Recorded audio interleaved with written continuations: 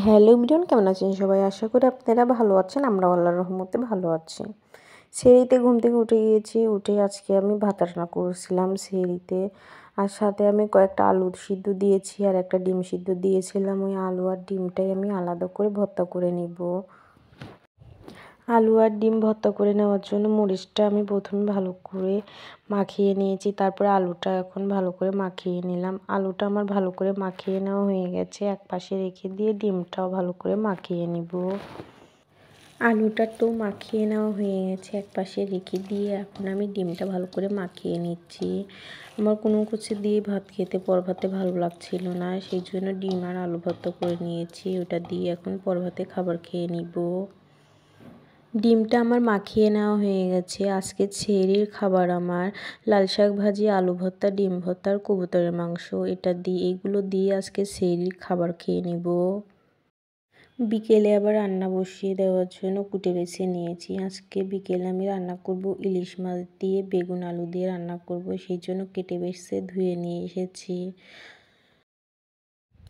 মাছের মধ্যে আমি হলুদের গুঁড়া, মরিচের গুঁড়া, সামান্য লবণ দিয়ে মাছটা আমি ভালো করে মাখিয়ে নিচ্ছি। আজকে আমি কোনো ভাজি পুরি করব না। আজকে আমি ইলিশ মাছের তরকারি দিয়ে ইফতারিও করব, আবার সেহরিতেও এটা দিয়েই খেয়ে নেব। আমার শরীরটা খুবই খারাপ, সেজন্য বেশি কিছু আজকে রান্নাবান্না করব না। এই এক তরকারি দিয়েই খাওয়া হয়ে যাবে।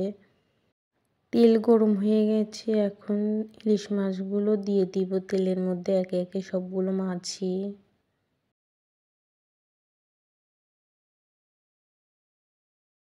মাছগুলো যেহেতু আমি হালকা ভেজে নিব, ইলিশ মাছ যেহেতু, আমার মাছগুলো ভেজে নেওয়া হয়ে গেছে, উঠিয়ে নিব। মাছ ভেজে নেওয়া তেলের মধ্যে আমি পেঁয়াজ কাঁচামরিচ দিয়ে দিয়েছি। দিয়ে দেওয়ার পরে নেড়ে চেড়ে পেঁয়াজ কাঁচামরিচটা ভেজে নিব। পেঁয়াজ কাঁচামরিচটা আমার ভেজে নেওয়ার পরে মশলাপাতি বাটা মশলা দিয়ে দেওয়ার পরে নেড়ে চেড়ে এখন বাটা মশলাপাতিটা ভালো করে এখন আমি কষিয়ে নিব নেড়ে চেড়ে।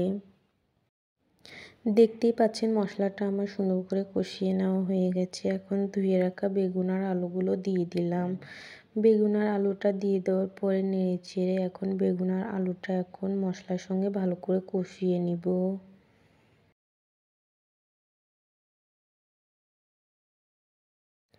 বেগুন আর আলুটা আমার ভালো করে কষিয়ে নেওয়া হয়ে গেছে, দেখতেই পাচ্ছেন।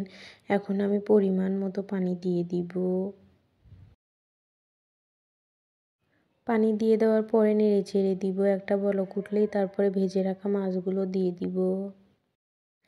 তরকারিতে বলক উঠে গিয়েছে, এখন ভেজে রাখা মাছগুলো আমি দিয়ে দিলাম।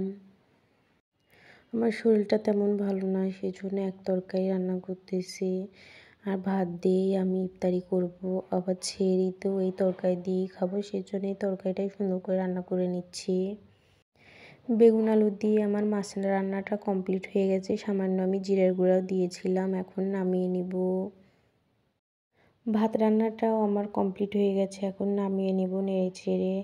আজকের মতো ভিডিওটি আমি এখানেই শেষ করলাম। আল্লাহ হাফেজ।